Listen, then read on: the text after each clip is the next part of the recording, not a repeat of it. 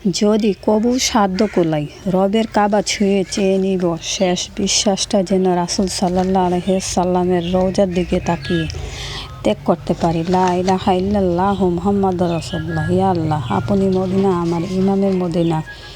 আল্লাহ, আমার জীবনে একবার হলেও মায়ার নবী, নূরের নবী রওজা মুবারকের সামনে দাঁড়িয়ে আসসালাতু আসসালামু আলাইকা ইয়া রাসূলুল্লাহ সাল্লাল্লাহু আলাইহি ওয়াসাল্লাম ৫ কালেমা পড়ার তৌফিক দান করুন।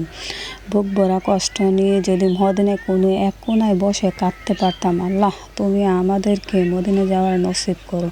আমি যেন লাব্বাইক আল্লাহুম্মা লাব্বাইক এই ধ্বনি শুনতে পারি মৃত্যুর আগ মুহূর্ত পর্যন্ত। আল্লাহর ঘরে হজ করতে পারি, সেই তৌফিক দান করো।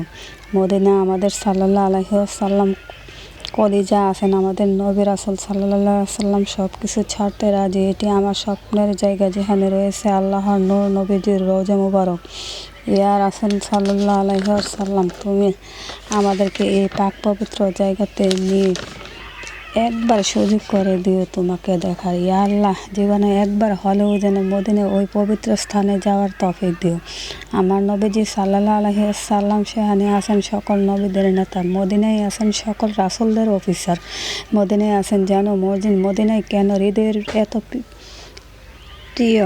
ইয়া আল্লাহ, এই পাক পবিত্র মদিনার উসিলায় যেন আমরা স্বচক্ষে দেখে তার নিকট একটু কান্না করতে পারি, পাপ মোচন করতে পারি, নিজের পাপকে ক্ষমা চাইতে পারি, নিজের কষ্টকে একটু শেয়ার করতে পারি, সেই তৌফিক দান করুন। আমিন।